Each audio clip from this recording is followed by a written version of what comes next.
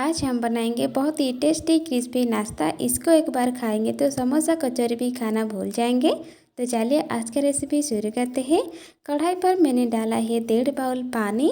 फिर इसमें डालना है स्वाद के अनुसार नमक, थोड़ा सा जीरा और ढेर सारा फ्रेश धनिया पत्ता। डालने के बाद इसको थोड़ा उबलने के लिए छोड़ देना है। पानी जब उबल जाएगा इसमें डालना है 1 बड़ा चम्मच चावल का आटा। फिर 1 कटोरी गेहूं का आटा डाल के इसको थोड़े टाइम के लिए पकाना है। चावल के आटे के बदले आप चाहे तो इसमें 1 चम्मच भर के सूजी भी डाल सकते हैं। चावल का आटा डालेंगे तो नाश्ता हमारा बहुत ही क्रिस्पी बनेगा। अभी देखिए आटा अच्छे से पक गया है। इसको अभी गैस को ऑफ करके एक प्लेट पर निकाल लेना है। फिर इसको ठंडा होने के लिए छोड़ देना है।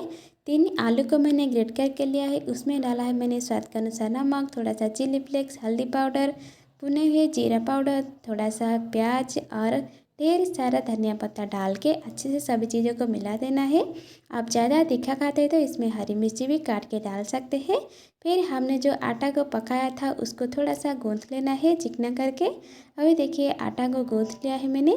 इसमें थोड़ा सा लेकर हाथ से ऐसे घुमा घुमा के गोल शेप दे देना है। फिर हम इसके अंदर डालेंगे जो आलू मसाला हमने बना कर रखा था। आपके पास करी पत्ता होगा तो आप इसमें करी पत्ता को थोड़ा सा फ्राई करके डाल सकते हैं। आलू मसाले में ज़्यादा टेस्ट आएगा। अभी देखिए आलू मसाला को मैंने डाल दिया है उसके अंदर। अभी आटा को ऐसे थोड़ा थोड़ा हाथ से घुमा घुमा के गोल शेप दे देना है। आप चाहे तो ऐसे भी बना सकते हैं, नहीं तो इसको बेलन से बेल कर भी बना सकते हैं। ऐसे बनाएंगे तो ज़्यादा टाइम भी नहीं लगेगा। अभी हमारा एक नाश्ता बनकर तैयार हो गया है। बाकी नाश्ता को भी इसी तरह से बना लेना है। फिर हम इसको तेल में फ्राई करेंगे। नाश्ता को जब तेल में फ्राई करेंगे ना तब गैस की फ्लेम को लो कर लेना है। इसको लो फ्लेम में ही फ्राई करना है।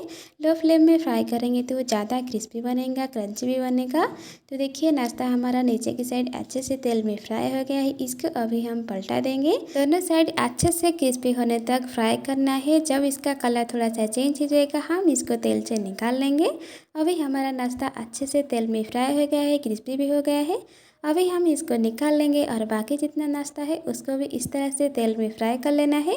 अभी मैंने सारा नाश्ता तेल में फ्राई कर लिया है। आप भी ऐसे ही नाश्ता बनाए, बहुत ही चटपट लगती है ये खाने के लिए। जब कुछ चटपटा सा खाने को मन करे आप बिना ही सोचे ऐसे बनाए उबले हुए आलू और 1 कटोरी आटा से ये टेस्टी टेस्टी क्रिस्पी क्रिस्पी खास्ता नाश्ता बहुत ही अच्छा लगेगा सबको। घर पर जब इसको बनाएंगे इसका खुशबू बहुत ही अच्छा आता है। आप एक बार ज़रूर ऐसे नाश्ता बनाएं घर पर। बच्चों से लेकर बड़े तक सबको अच्छा लगेगा। मेरी रेसिपी आपको अच्छा लगे तो लाइक शेयर सब्सक्राइब कर दीजिए।